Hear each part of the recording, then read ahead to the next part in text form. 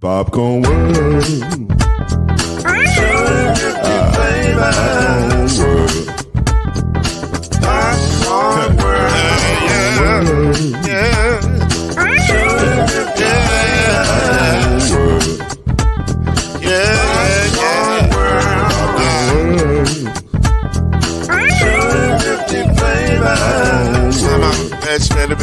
Popcorn World. Can I make you groove now? Yes, I can. So you can get this groove in the back of a can. You can make it round the world when the holes in your hand. Popcorn World. 250 flavors gonna make you smile. 250 flavors gonna make you smile. 250 flavors gonna make you smile.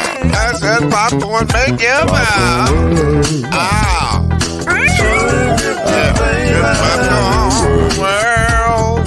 Popcorn World. Popcorn World. Popcorn World. The Popcorn World.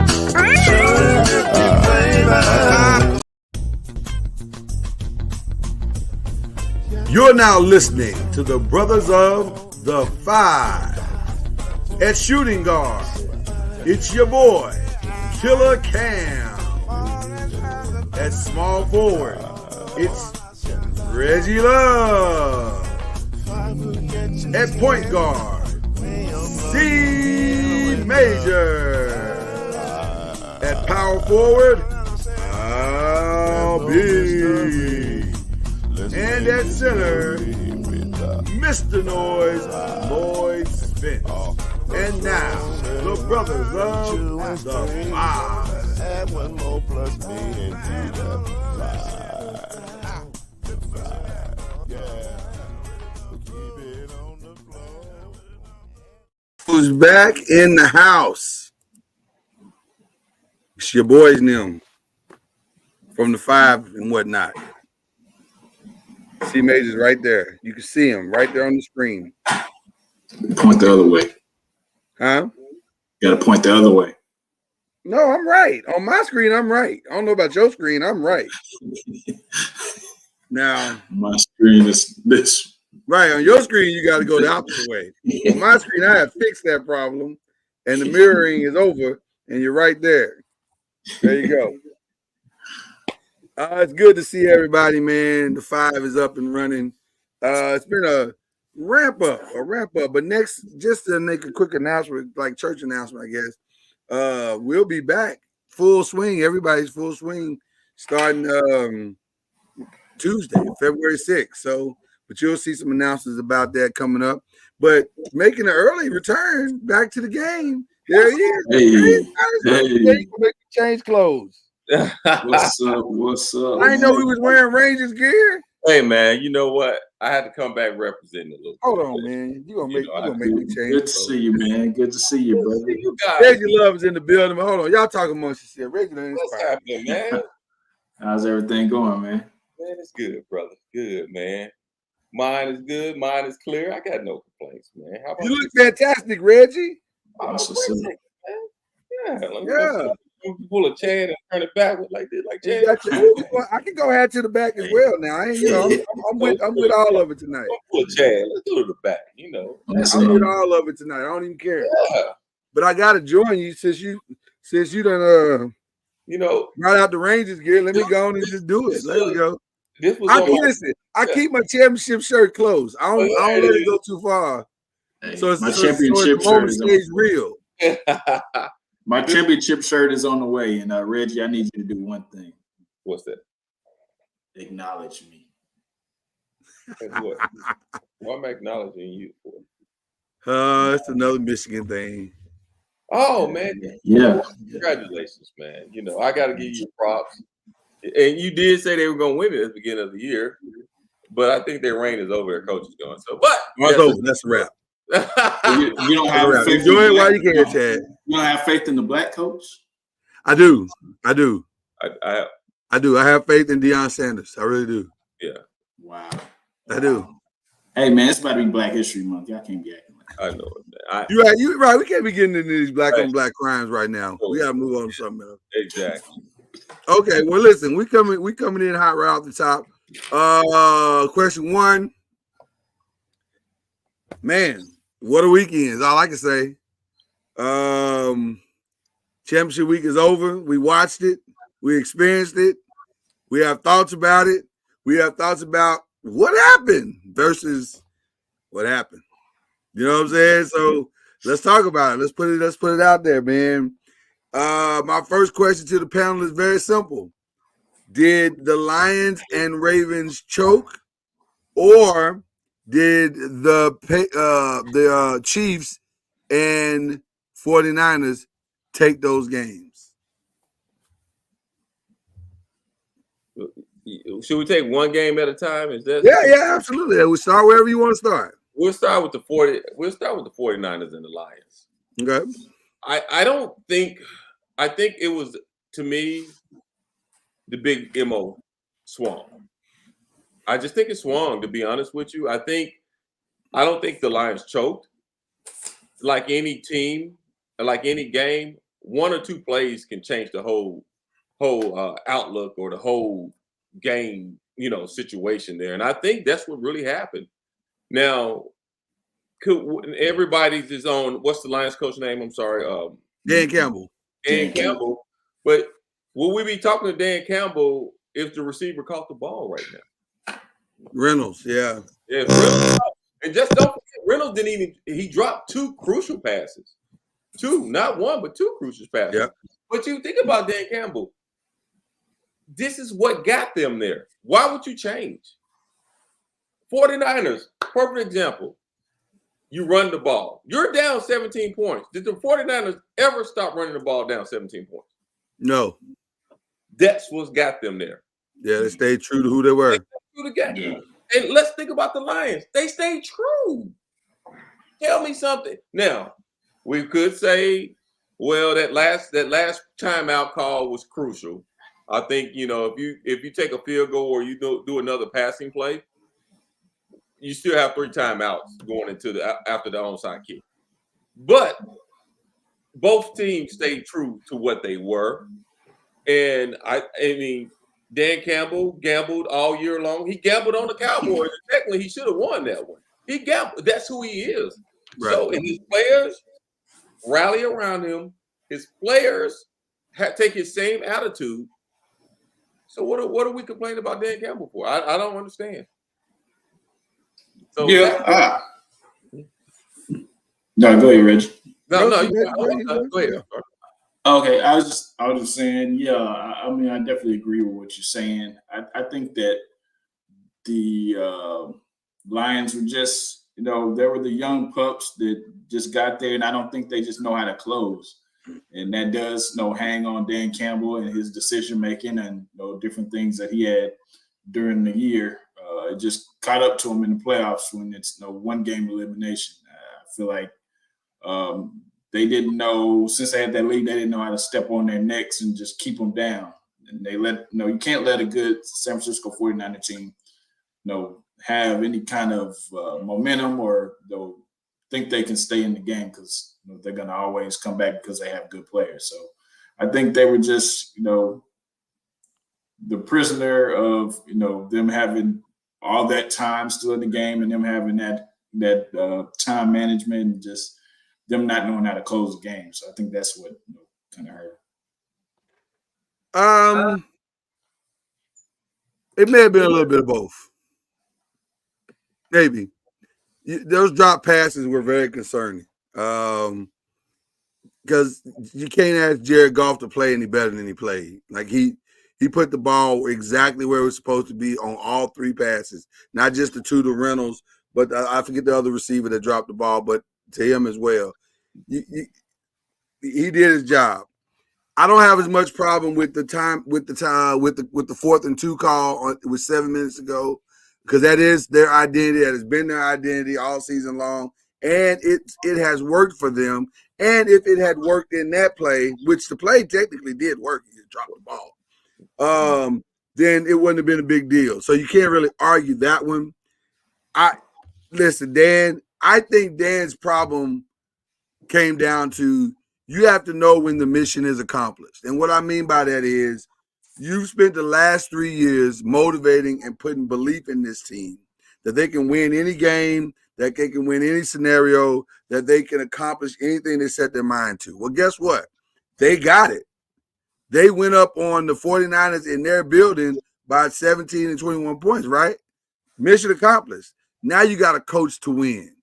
And that last drive was not a coach to win to me, in my humble opinion. You got to take the field goal. You have to take the field goal. It keeps the belief that we can win the game right there in front of your players. And you can't walk off that field having not got anything. And so to go for it on that second one, I thought that was the wrong decision. And I think, like you said, Reggie, the momentum had already swung. Mm-hmm. To me, the field goal stops that.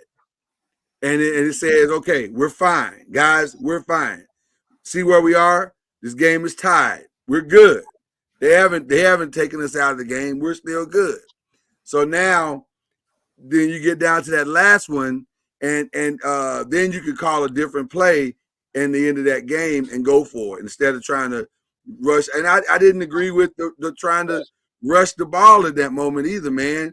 It's too much time on the clock. It's too much time on the clock. Now you got to score, and you can't walk away with 3 in that moment. You got to score. So go do.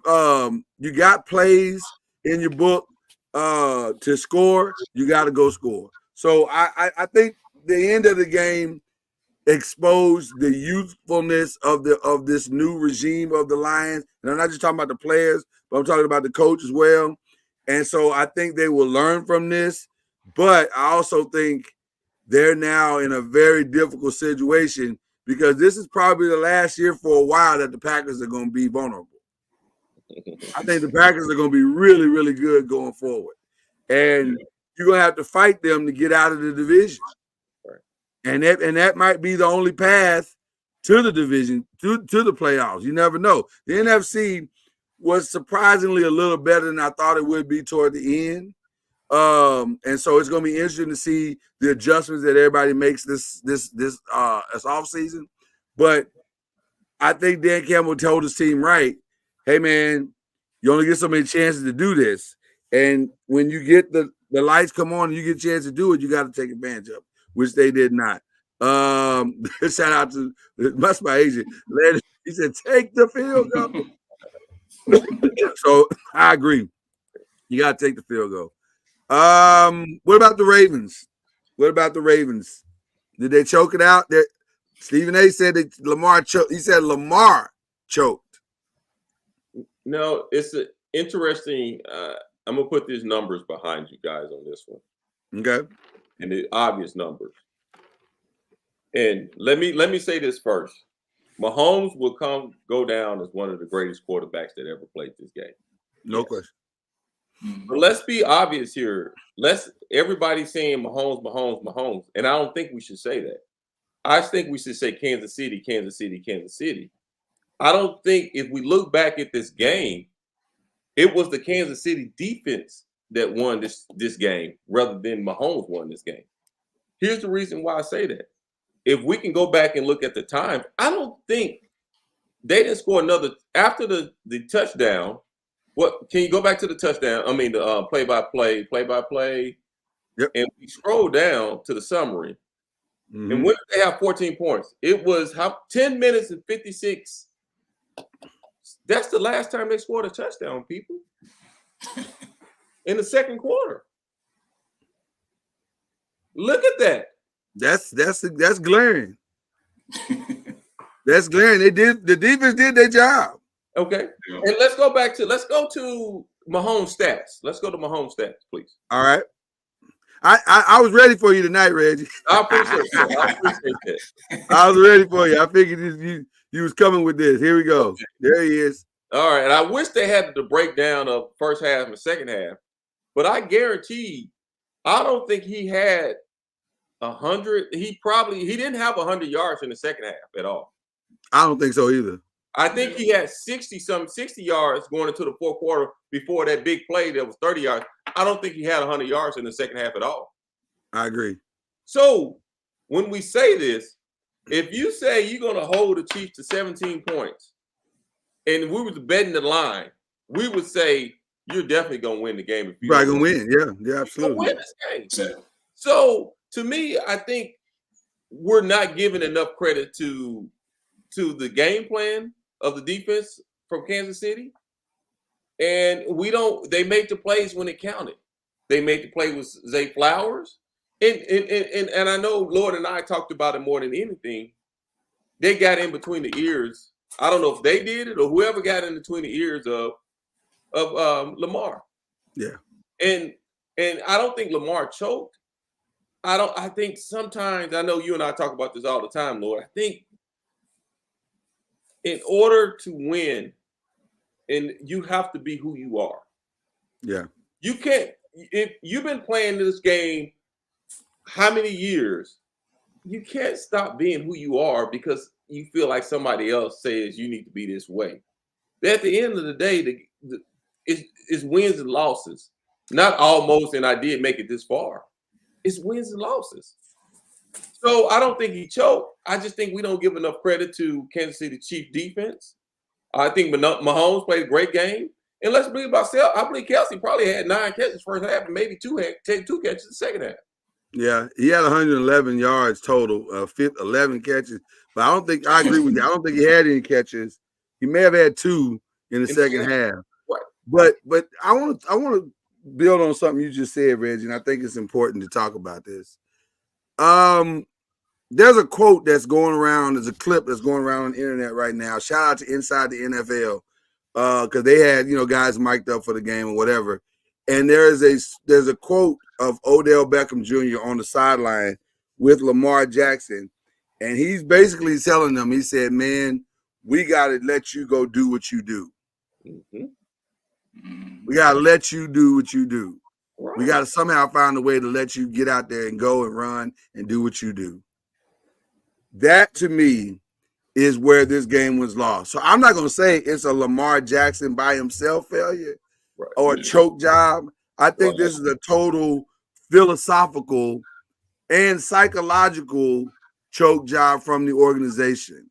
You guys have won because sometimes what is happening with the athletic black quarterback, like we're seeing, they are trying to make him a balance of both things. And I get that. I do understand that, like Mahomes is.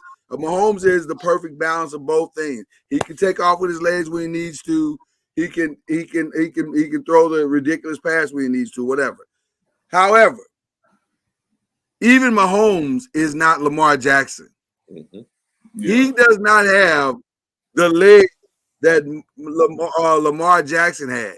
And I'm sorry. There's no game plan that I would conduct or construct for the Ravens that wouldn't include at least 5 to 10 either design runs or Lamar just take off and go runs in every game. I'm sorry. I just would not do it. It would never, ever, ever happen because he is the most dangerous player on the field. The Ravens have to decide, it's not even a decision. They have to let Lamar be Lamar and stop trying to make him into something that he is not necessarily the greatest at. He has proven he can be a pocket passer, but that's not going to win you a championship because you're taking the best part of what he does away from his game. Just Lamar, go out there and trust your instincts and go do what you do. And that's going to win you a championship. That's what's going to get you. And it was a great thing I saw from Chad and the Ravens. Shout out to the ladies. The ladies are chiming in tonight. I like it. Yeah. It's the greatest thing I heard from Chad Ochocinco was he said this. I think it was him and Shannon. He said, if Peyton Manning and Tom Brady had Lamar legs, they would have took off. They took off. Yeah. They took off. Because they win by all means necessary. For sure. One of the greatest plays I ever seen was John Elway when he went to the end zone and he was diving for the touchdown and he flipped. Yeah. those are champions, and those Yeah. are saying, hey, those guys are saying, hey, man, I'm gonna win no matter what. And I agree with you 100%. The organization's got to say, Lamar, in order for us to win, you have to be those type of players right here, and you got to let them be that player. I'm sorry, Right. That's the key. That's the key. My You thing gotta is- let him be that player. Don't get in the way of his natural instincts anymore. Let him. He has earned. The man's gonna have 2 MVPs in the next week, so he's earned the right to be whatever he is, and stop trying to turn him into something else. And I think you'll get the results that you're looking for, Chad. But my thing is, they just invested a whole lot of money in this guy. So their thinking is, let us protect our number one investment. So they probably do all these things to make sure he doesn't run. And with that, like you guys said, is kind of hindering what Lamar is and who he is as a quarterback. But I think that may be figurative into some of the things that they're thinking about as far as game plan. Make sure he doesn't run as much and make sure he doesn't get hurt, because if he's hurt, everything is null and void at that point. And I respect that thought process, Chad. I do. The problem with it is that you can't have both worlds. Right. And if that's true, and if he's your greatest weapon, then you got to let your greatest weapon be your greatest weapon, and then put in measures to protect him for that. So his off-season training, so his in-season training, all needs to reflect protecting him, right? But also, you still can't take away what he is, and you got to find that balance, that physical, that organizational balance between the two. I don't know if you're wrong, Chad. I think you might be even spot on, right. But I think the other side of that is you can't have everything. You got to decide. And Chad, to what you're saying, and great point though. Yeah, that's great point. But I got this stat from Richard Sherman. Richard Sherman said out of 18 games, 10 of those games, Lamar didn't throw but 1 touchdown. So that lets you know they're winning without him throwing 3 or 4 touchdowns a game. They were winning by him being Lamar. And their top 5 run game in the NFL, they maybe be top 3. Right. So why not do what you do? That's what you do. You run the ball. And let's be honest with, they didn't run the ball with their running backs. Right. They didn't run the ball. Yeah. They were throwing the ball first and second down. That's why I say I got to give the 49ers credit. 49ers was down 17 points and did not stop running the ball. Right. They didn't, because that's who they do. And I don't understand why Baltimore stopped. They didn't run the ball. The first quarter, they didn't run the second. They started out the third quarter down 10 points. In the first 2 plays, what they do? They threw the ball. They tried to throw the ball. They tried to come out throwing the ball like they were down 20 points. Right. And they were not down 20 points. Yeah. To me, that's hurting a quarterback like Lamar, because now you making him think even more, because you putting more pressure on him. Now, okay, if it's let's say if it's 3rd and 10, so he's going to be more likely to what? Pass the ball rather than run. Because if it's 3rd and 5 and 3rd and 3, okay, I don't see it. Let me run for these 3-5 yards and get down. But I'll say this: even in a 3rd and 10 with Lamar, I understand. I would trust Lamar. I understand. Get to 32 at least. Yeah, but you got to 32 and 33 is easier. What I'm saying is there's more pressure you're putting on him without running the ball. I agree. But I'm saying, even, to me, that's the thing that the Ravens got to stop trying to be what everybody else is. Right. And just embrace what you are. I get these coordinators that say, yeah, but I want to show them my ability to call these passing plays. I got it. But that ain't what you signed up for to coach Lamar Jackson. What you signed up for is a guy who may arguably be the most talented, single individually talented player that has ever played in the league. And his legs are ridiculous. Go use those legs. Because guess what? You still gonna get the credit as an offensive coordinator. But I still gonna get the credit. I wish I had a stat on how many RPOs they ran during that game. I wish I did too. I because it wasn't many. No, it wasn't many. It wasn't many at all. So, I want to go. continue this conversation, but kind of in a different way. With question number 2. So now that because now we're going to the Patrick Mahomes and the 49ers side organizationally, and Chad wanted to know who is America's team now? Because is it still the Cowboys or is it now the Chiefs? The Chiefs have been to 6 straight. This is mind-boggling. 6 straight AFC championship games. Their 4th Super Bowl and back-to-back Super Bowls.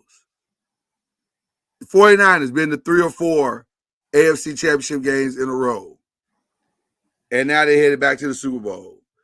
Listen, Cowboys ain't been, with all due respect to the Cowboys, y'all ain't been nowhere in 30 years. $9 billion. Hey, and I know, Chad, you're gonna love this when I say this.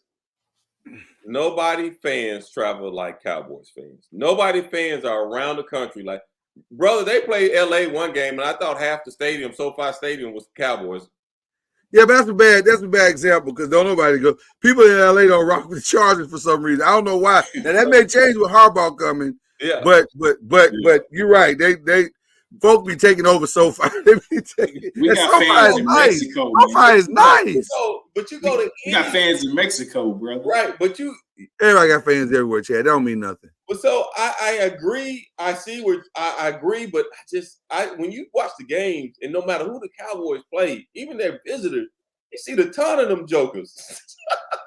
Like, where y'all? Well, I'm gonna tell you why. I'm gonna tell you why the Cowboys have still, and probably, I hate to say it, but it's true, forever will be America's team. Because they are both beloved and love to be hated. Yes.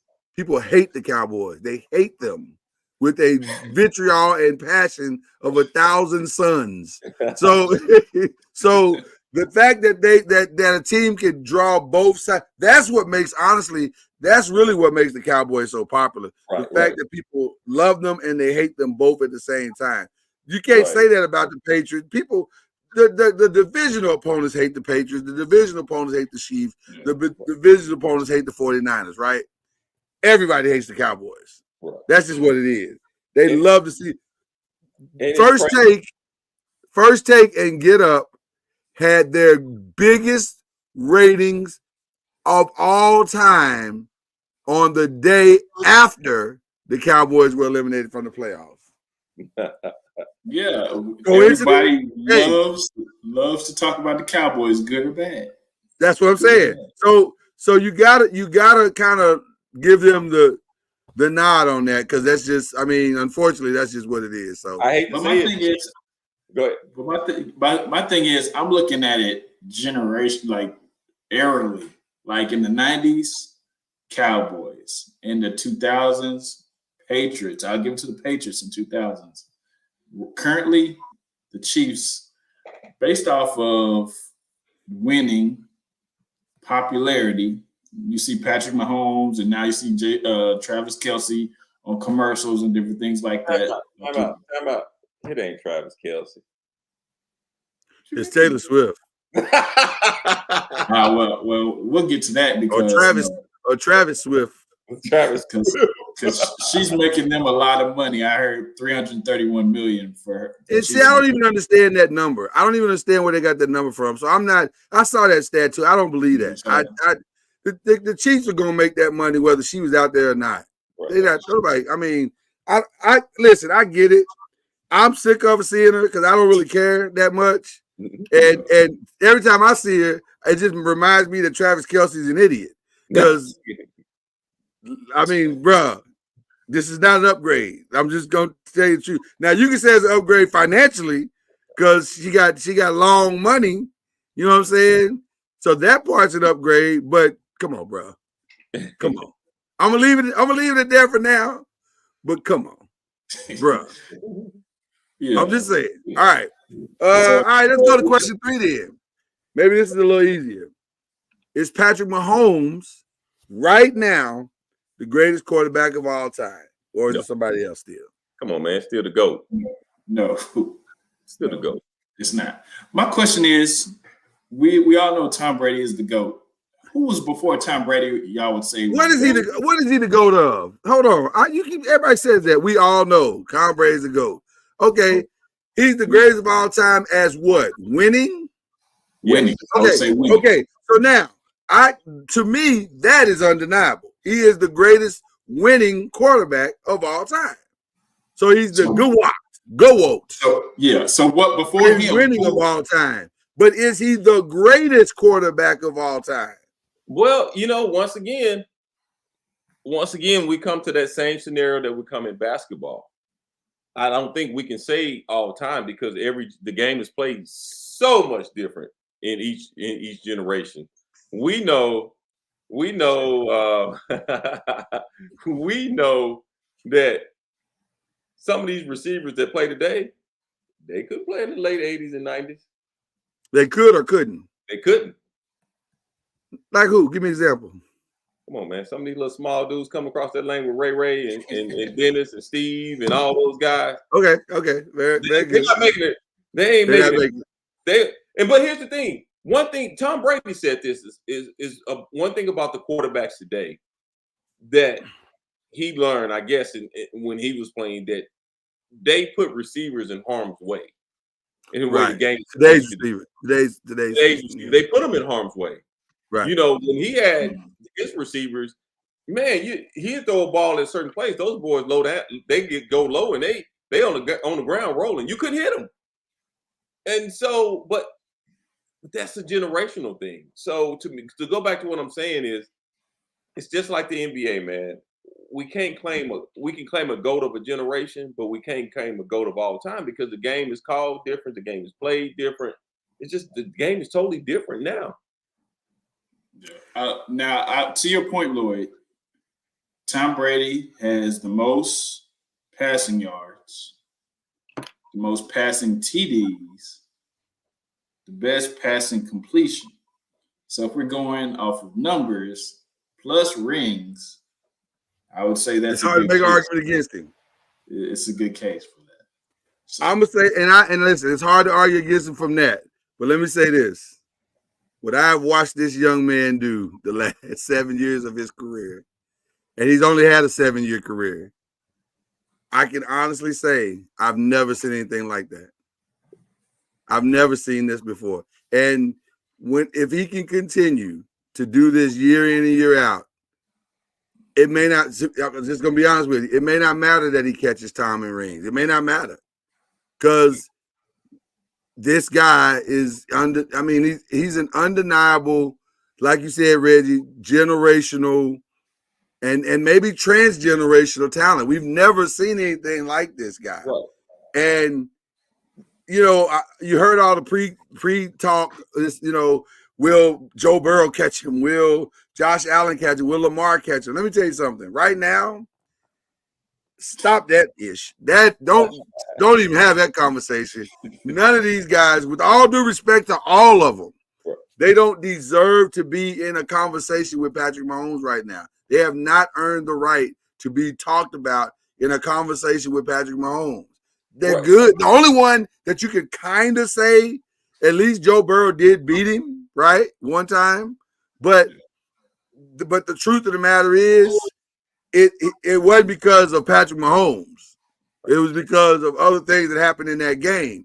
But Patrick Mahomes is a one of one, and everybody else is trying to chase him. Well, now, they're all young. Maybe they will catch him, but right now he's a one of one. Well, here's the thing: is like we go back to Lamar. Patrick Mahomes played the style that Patrick Mahomes plays. Yeah, and not to bring Lamar back up, but I got to bring it back up. Lamar has to understand who Lamar is. Patrick Mahomes know who Patrick Mahomes is. Patrick Mahomes may throw a behind the back pass to a tight end, but that's who Patrick Mahomes is. On a rope. Right. But that comes down to coaching, right? That comes down to coaching. I disagree. As far as your coach letting you be who you are. Right. Andy Reid, in that regard, yes, but Reggie, you made a point to me earlier today, and I agree with you. I agree with that point. I want to put it out. Well, I'll let you put it out. Actually, you can do it if you want to say it. Because the reality is, it's organizational in the sense that you have the right to do it. But I think you've already earned the right to do it. Now you just got to walk in that right. Right. And when you step on the field every single time, be who you are. And if they get mad at you, they get mad at you. But it's hard to get mad with the instincts of a 2-time MVP and a kid that is the best athlete on the field every night, week in and week out. I'm gonna put this about coaching. Coaching put you in the position, they set you up and do everything before the play starts. It's up to the players to make those plays. Yeah. So at the end of the day, they can line. I could be in the same position as Pat Mahomes. They can line me up and do the same thing. I'm gonna be the worst quarterback in history, and he's gonna be the greatest. But the coaches put it both in the same spot. Championships are won, Chad, when the receiver decides that he's going to pin the ball to his helmet at all costs and not let go of that ball. And I'm not saying no. What I'm trying to say is big time players make big time plays in big time moments. It's the reason why we can't say Josh Allen is the second best quarterback in the league. He hasn't stepped up in the biggest moments to prove that. So he's a great quarterback. He's a good quarterback, but he ain't. I'm not going to put him behind Patrick Mahomes. They all in the same thing. They all right there together. If you got to put somebody at a number 2, and I'm talking about a distant ass number 2, it would be Joe Burrow because he's done it. He's actually done it. Or maybe you could make a case for Brock Purdy because he's actually done it. So we'll see. But my point is, the real ballers step up and do great things in great moments, and that's how they become the greatest. Right. That's how you get in the conversation. AKA Manning. No, that's a great conversation. Because guess what? Nobody knows this conversation better than Peyton Manning. Oh, Peyton can't win the big one. He can't win. He can't get it done when it matters most. Well, guess what? He eventually did get it done when it matters most and did it in big fashion and did it with 2 different teams. And that's how you become great. And most of his career was subpar defenses. Right. So it's just what it is. You can't get to that conversation until you. But as far as comparing anybody to Patrick Mahomes in this generation, let's stop that. That's over. Yeah, that is completely over. Until somebody stops him, I don't even want to hear you. Don't even bring it up. Right. Yeah. So there you go. All right, it's time for the NBA report. We got a couple of things we want to get through for our question 4 because this NBA is going to go on all season. So this is what it is. We're 1 week from the trade deadline, the 1 week mark. Based on what you've seen on the basketball court, who must pull the trigger now? They have to do it. They cannot wait any longer. You pointing? Are you pointing to both of us? I feel like you're pointing to both of us right now. Yeah. So that's Lakers and Golden State. Yes. Yeah, I agree. Hard to argue against that, man. Even though I keep hearing people say, well, there's no trade they can make. I don't know about that. It's not a blockbuster, but it's not blockbusters. It's probably going to be made, but it's going to be some moving. Like my boy say, it's got to be some furniture moving. It's going to be some furniture moving. So I've been going back and forth with this. There's no secret to what I think the trade that the Lakers need to make is. I've said it several times on this show. It's the DeJounte Murray trade. But the problem is, well, I don't know if it's a problem. Do you really want to give up Austin Reeves? I say yes, because here's the reason why I say yes. This is the only reason. You can't play Reeves and Russell at the same time. Our backcourt is a defensive liability. They can't stop nobody. They can't stop time. They can't stop a cold. They can't stop traffic. They can't stop nothing. They can't stop and order food at a restaurant. They just can't stop nothing. So you can't keep running that out there and expecting them to be the Lakers as a whole to be successful. Now, LeBron had an intense quote last night. He said, "We can beat anybody in the league. We can get our ass kicked by anybody in the league." That's the quote. And so I agree with him. I agree. But too. the problem is you got to stop that at some point. You can't just keep going, repeating the same irresponsible patterns and expecting different results. So That's insanity. I keep saying DeJounte Murray, but really it comes down to we need a viable point guard that can be defensively consistent. If we could do that, then I think we got a shot to do some great things. But if we can't, then either guys are going to step up or we're going out in the playing game. It's that simple. If you can't get Murray, would a player like Tyus Jones work? Because you probably won't have to give up much. How tall is Tyus Jones? Because I don't know. Not sure. Probably maybe 6 foot. Maybe. I was gonna say he's not very big, is he? See, I like Murray far better because it's just the length is helpful when you're going against the Nuggets, when you're going against the Jaylen Browns and the Jason Tatums. That length is very, very, very helpful. So to me, that's the reason why you make the trade, because you see the short term in the West and the long term in the East, depending on who comes out of the East. But I don't want to just make a trade just to make a trade sake. That don't make sense. It's got to make sense. So I don't know. That wouldn't be my preference, but you know, I'm just saying if you couldn't get Murray, like as far as like the second option or something like that. Huh? I said if you couldn't get Murray, if the bottom falls out and he goes somewhere else. Well, if I couldn't get Murray, then I want Bruce Brown. If I'm being honest, I think Bruce Brown is he doesn't score at the clip that Murray does, but what you don't get in offense, you get back in defense. So that could still work. But you got to get a defensive on-ball guard player, or you don't have a shot to win it all, in my opinion. You just don't have a shot to win it all. So, all right, now we go to your Golden State Warriors. You know what makes me mad about this conversation we're having? The Spurs, you know, they don't even have these problems right now. No, we don't. We know what we're gonna do. I hate it. We all will be struggling. We all will be struggling together. And that's not what's happening. We just saying, come talk to us in a few years. That's what we're saying. Come talk to us in a few years. Yeah. So I'm talking about what about your Warriors? I've been hearing that Wiggins is the most likely person going to be on the move. Where that is, I'm not sure, but how? We need. I guess they're expecting Kuminga to be that dude. Yeah, now, I'm giving Kuminga credit these last couple of weeks. He has stepped all the way up. Right. He looks fantastic. I think you want him to take that step, and I guess with Andrew Wiggins there, he can't really take that step like that. So. But I'm gonna tell you who's making it bad for Wiggins. It's not Kuminga. It's the Podziemski kid. Podziemski, yeah. Podziemski, he's making it bad for Wiggins because he is coming in and giving you offense and defense as well. Mm-hmm. And so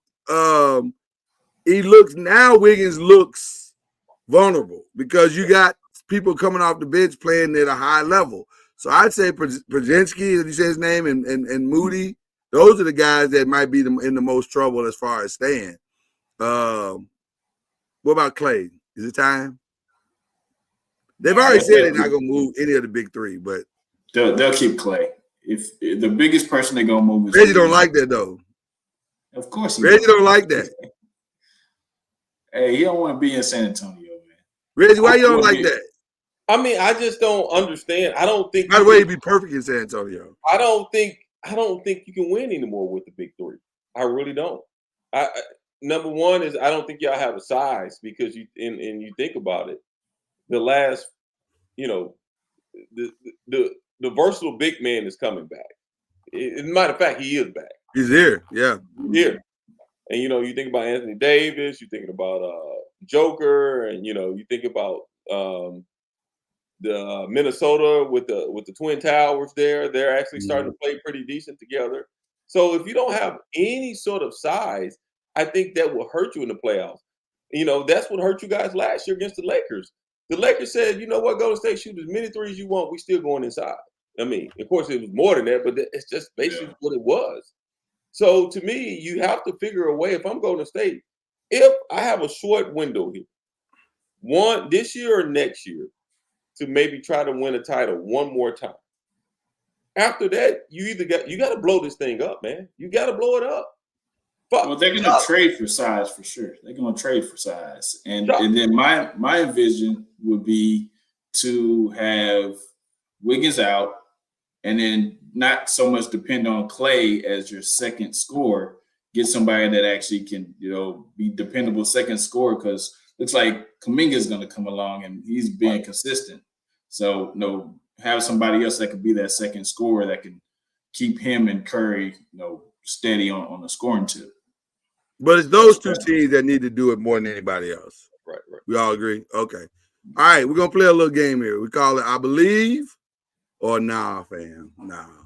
Like, who can win this championship? I believe or nah, fam. Y'all ready? All right, we start with the obvious. Boston Celtics. I believe. I'm going to say I believe with ... But you said I don't know if I'm sold on Porzingis. We can't say ... When you say I believe or not, fam. You can't do that now. Look at Reggie. We tell you that all the time, Reggie, and you be doing it. Okay. I'll play by the rules. No, I'll play by the rules. If you twisting my arm, I'm going to say nah, fam. Only for this reason. I don't know if I'm sold on Porzingis like everybody else. And I'm sure not sold on them shooting the threes at the high clip that they shoot it. And that resulting in, because they don't shoot like that. They don't have that to me. But we'll see. Now, I will say this. Derek White kid, he is coming into his own. I did not realize he was that great of a defender. That kid can play. Right. He's for real. So I'm gonna say nah, fam, but I'm saying 51%, 49. Nah, fam. Just for the championship, to get to the championship. For the championship. To win it all. Fam. Nah, fam. I believe. You believe? I believe. I don't like that. I believe at the end of the day, I believe that if and I'm gonna use your team as an example. That last championship y'all won, with those two people that got hot for you, they won it. So at the end of the day, that they're the type of team that can get hot. No question. They're streaky, and if they get hot at the right time, I believe, fam. All right. Philly. I don't believe that. Nah, fam. Nah. I believe right up until he went down again with another knee injury. Now I'm like, nah, fam. It just before the injury. Yeah. It's too much riding on him, man. It just nah, fam. Milwaukee. I believe. Nah, fam. Because God don't like ugly. Nah. God don't like ugly. I'm not talking about I'm just talking about the players. I'm talking about the players too. God don't like ugly. You can't. I don't think you can do a man the way they did Adrian Griffin, and God rewards you in the end. I made it spiritual. Yeah. I made it spiritual. Yeah. Nah. The Knicks. Watch this. I believe. Nah, fam. I believe. To the championship? Nah, fam. I believe. And what's the day? January 31st. Y'all mark it down. Lloyd said he believed on January 31st. So when they make the conference finals, I don't want to hear nobody's mouth. I believe. Can I tell you why? 2 words. Jalen Brunson. And OG Anunoby has transformed them into a real defensive team. Now, the X factor is what kind of shape they're going to be in toward the end of the season, because Tibbs be running their tongues out. Yeah. But I believe. Nah, fam. I don't believe yet. I don't believe. Nah, fam. All right. What about the Nuggets? We going to the west side now. They doing the same thing they did last year. They just they creeping around in first and second place. They just they'll probably make I wouldn't be surprised they make a little move here and for the bench a little bit, or somebody on their bench step up. This is what they do. I believe. I believe, but I'm gonna say again, this is that 51-49 thing. Like it's they're the champs, but there's something ain't quite the same. I can't put my finger on what it is, but something is not quite the same.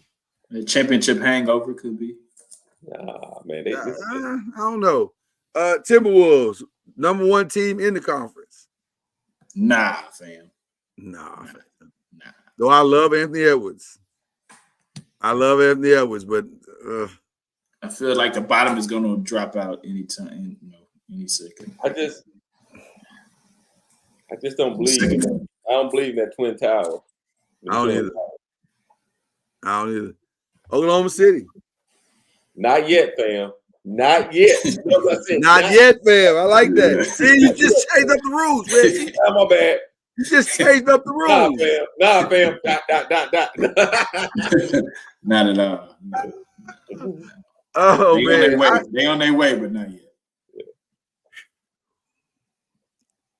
I think that's nice. I think that's I believe with a 50.5 to or like they right there, man. They right there. They right there. They knocking on the door. Can I say this? Yeah. This is your worst nightmare team to play in the first round. Woo! Yeah. They right there, man. They right there. Clippers. Nah, fam. I think somebody's gonna get hurt. They playing the way they playing them though. Everybody sit out. Everybody take a turn to sit out. I was gonna say they got a rotation of sitting out right now, so I don't know. Hey, man, hot than a firecracker too, boy. And if they make me eat crow, I'm gonna eat it. But it never fails though. It never fails. Somebody's gonna get hurt. I'm gonna say this. I'm gonna say nah, fam, but only for this reason. We played them the other night, no LeBron, and it took everything they had, fully healthy, to beat us. And I'm saying, man, if y'all, and we've already beaten them twice. And I'm saying, if y'all struggling to beat us with no LeBron, I don't know if this is real or not. Like, I don't know if they're feeding on bad teams or are they truly beating good teams. And that's what I'm struggling with. And then we ain't never seen James Harden do it. So Nah, fam, but like 54% though. I'm on lower bandwagon. I'm like, nah, fam, but darn it, I know those. I can see them winning. Something is happening. I can't argue that part. I'm saying, yeah. Something is happening. So I don't know. Yeah, something for sure happening. Hey, last two, of course, Los Angeles, I like to call them Jekyll and Hyde. Not right now. Right now, I'm gonna say nah, fam. They just don't have enough consistency. Yeah, no. But we'll, and that's probably my answer for the last one as well. I just don't see it. Same. So, y'all got any other? Y'all got any teams we didn't mention that you believe in? I would say this since we didn't talk. My team is not a contender, but I don't care what y'all say. I got the rookie of the year. That man is that man. Yeah. I can't argue that. If you go about wins, I'm gonna give it to Oklahoma City. It's a two-man race for sure. Yeah. My man is leading the league in blocks. He's leading all rookie in scoring, and I think he maybe lead all rookies in rebounding. That man hit a sham guy the other day against Rudy Gobert. Did you see that? A 7'5", 7'6" dude hitting a sham guy with ease. I was like, hey, that dude. He's taking that next level. He need his partners. I think they're gonna trust me. They're gonna make a move too. Not this. I said this ain't his real team though. This is just a practice squad that your boy running out there for a little while. Right. Placeholders. Yeah. I have told y'all this first, and it's already out there. There's a guard overseas that's supposed to be nice. Well, you told me. I don't know if you told Chad, but you definitely told me. That's what I'm saying. He's supposed to be nice, Chad. Okay. And the kid's a baller. Don't let him let Spurs. The Spurs gonna go get him. Yeah, the kids. They love them European players. Kid's a serious baller.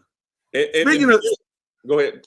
I was just gonna say real quick. Speaking of LeBron and Steph, real quick. Our last one on the report. Do they have anything? Do they got one more in them? Oh man. After February 15th or whatever the trade deadline, we'll see. But I think they do. You think this is the only year they got one more in them? Well, See, the I'm not problem is the sure. Golden State's being stubborn. I'm not sure how long LeBron's gonna play, and like we said, like he said, he's going wherever Bronny goes. So that depends on whatever team. Well, now technically, he never said that he was going where Bronny go. What he said was, "I'd like to play with Bronny." Where you going with Bronny go? That's a different statement. What does that mean? Well, that's what we don't know. Don't nobody know what that means. Hey, he signs 1-year contracts. Right. That's why he's signing 1-year deals. We don't know what that means. So I think they do, but I don't know if the organizations that they play for are ready to pull the trigger and go all in. But I don't know why you wouldn't. That's the part I don't understand. You know what you do. You know what you got. Why are we sitting on the sideline waiting for something weird to happen? Like it's either going all in or you're not. So yeah. All right. Last thing we got going is our 5 picks. We're gonna go through these quickly, gentlemen. Tonight is Nuggets Thunder. They're actually playing now. The Nuggets are up 30-24. No Jokic tonight. Ooh. Thunder. And they're playing in OKC. I'm gonna say OKC come back and win it. Yeah, Thundercats. They are the Thundercats. They're the young Thundercats. I didn't hear what you said, Chad. Oh, I said Thunder. Okay. Lakers Celtics tomorrow in Boston. Apparently everybody's healthy. Apparently everybody's playing. So, I don't know. My Lakers are so box of chocolate right now. I don't even know. Oh, about to say the same thing. I'm going with the Lakers. I'm going with the Celtics because you don't know what the Lakers go. I don't know what they're going. I don't know. I honestly don't know. I'm gonna say Lakers just out of loyalty, but I'm not confident. Yeah, I'm going with the Celtics too. All right. Kings Pacers on Friday. Everybody's healthy. Everybody's playing. I'm gonna say Indiana because they're at Indiana. In Indiana. I was gonna say I think I might get a nod to the Pacers on that one. Yeah. Saturday. Yeah. On Saturday we got Bucks Mavs. I think everybody's healthy on this one. I'm gonna go with Bucks because Kyrie's still not back, is he? No, I think he's back. I think he's back now. Yeah. Let me say this. That debut of Docs didn't go too well. Did they lose? And it may still take another day or two to get all of that resolved. So I'm gonna go Mavs at home. Yeah, and then a sneaky good one on Sunday. Clippers Heat. Clippers. Heat. Going Heat. I'm gonna say Clippers. Like I said, something is happening over there, and I don't know what it is, but it's working. And they, so all right, that's it.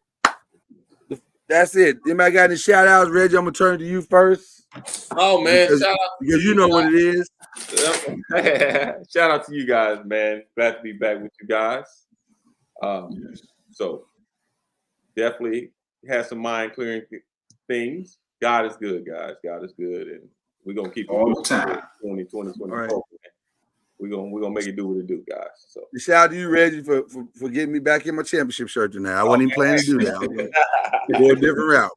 Appreciate you. Chad, you got a shout out real quick? Yes. Shout out. The memory of my grandfather today would have been his birthday, so happy birthday to my papa. Also, tomorrow is my mother-in-law's birthday, so happy early birthday, mother-in-law, Miss Cindy Townsend. The lovely Cindy Townsend. Hey. Yes, sir. And also, this past weekend, I went to the baby shower of friend of the pod, C. Hendo, and his wife, Tawana. They're having a baby boy in a couple of months, so definitely I had a good time, celebrating my boy and his wife and their new baby. So. That's what's up. All right, okay. Collective shout out to Caitlin Clark, who just moved into the number 2 all-time scoring in college women's basketball. So she's killing the game. Did you see Huh? Did you see that statement that Cheryl Swoops made about her? About what? She said that her game is not going to translate in the WNBA. Oh, it absolutely won't. She got to rein some of that in. He's right. Nobody's gonna let you shoot like that in the WNBA, and not put you on your behind a few times. Like, come on, these are pros, and these are women with pride. They're not gonna let you just do that. But it's fun to watch right now. Mm-hmm. So we'll see. I don't disagree with what she's saying. And then I want to give a shout out to my girls this weekend, who are headed to as a sister duo to their first ever Comic-Con event. So they're excited, and I'm excited to see them doing their thing. I mean, they've been prepping all week. They're ready to walk into their field, and I'm proud of them. So I'm over here being the proud dad. 2 black girls in anime, that's a big deal. That's a bigger deal than people think that it is. So are they dressing up? They're dressing up. They're going all out. They be like, Dad, you coming? I'm like, nah, I ain't got no clothes. I ain't got no dress up clothes like that. So, but y'all go have fun. I'm rooting for y'all. So, going to give a shout out to my babies. All right, appreciate y'all, man. This has been the 5. Shout out to Killer Cam, who we miss him, and but hopefully it looks like we'll all be back together. Don't miss us tomorrow, man. We're going through the women's side of the ACC, and boy, man, women's basketball is on fire right now, killing it. So we want to talk about that tomorrow, and we'll see y'all in the morning for that. And then these are the fellas, man. We back in this thing, the 5.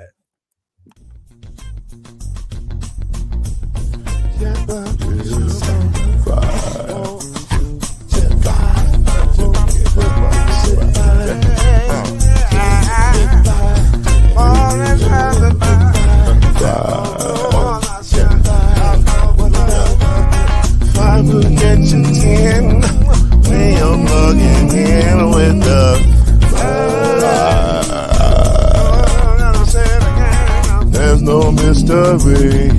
Let's make history with the